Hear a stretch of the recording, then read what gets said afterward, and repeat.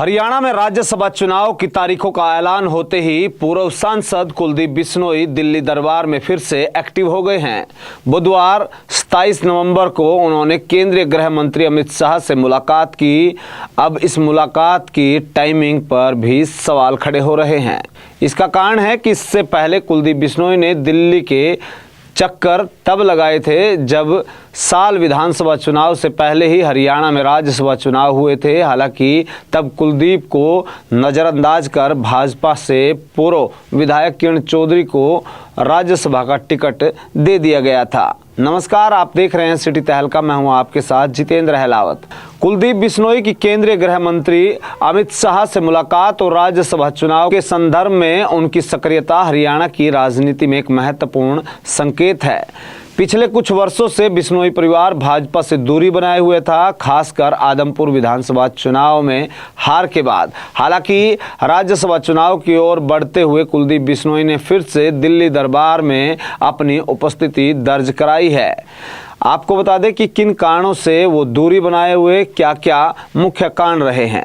राज्यसभा चुनाव और कुलदीप बिश्नोई की सक्रियता हरियाणा में भाजपा के कृष्णलाल पंवार के इस्तीफे के बाद उनकी खाली हुई सीट के लिए है।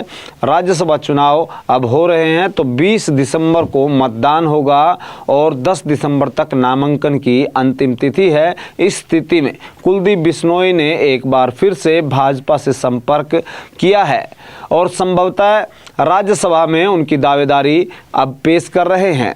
कुलदीप बिश्नोई की राजनीतिक स्थिति अब क्या है, उसके बारे में भी जिक्र कर लेते हैं।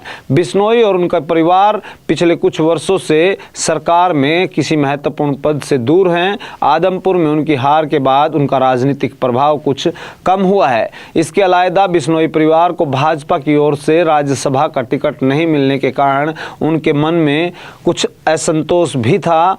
इस बार से भाजपा में गैर जाट चेहरे के रूप में अपनी दावेदारी वो पेश कर रहे हैं, जैसा कि उनके पिता भजनलाल का राजनीतिक इतिहास रहा है। बिश्नोई परिवार की भाजपा से दूरी क्यों रही, उस पर भी जिक्र कर लेते हैं। बिश्नोई परिवार ने हाल ही के समय में भाजपा से दूरी बना ली, जिसमें पार्टी के कार्यक्रमों और बैठकों से उनकी अनुपस्थिति महत्वपूर्ण है। आदमपुर में भव्य बिश्नोई की हार और बिश्नोई महासभा के अध्यक्ष पद से हटने के बाद उनके परिवार को पार्टी से कुछ हद तक हास्य पर महसूस हुआ है, जिसके चलते यह दूरी बनाई गई। राज्यसभा की दावेदारी और भाजपा के भीतर रणनीति कुलदीप बिश्नोई का यह कदम भाजपा में अपनी स्थिति को फिर से मजबूत करने और आगामी राज्यसभा चुनाव में अपनी उपस्थिति सुनिश्चित करने का यह प्रयास है। इसके अलावा भाजपा हरियाणा में गैर जाट वोट बैंक को अपने साथ जोड़ने के लिए बिश्नोई को एक मजबूत उम्मीदवार के रूप में देख सकती है,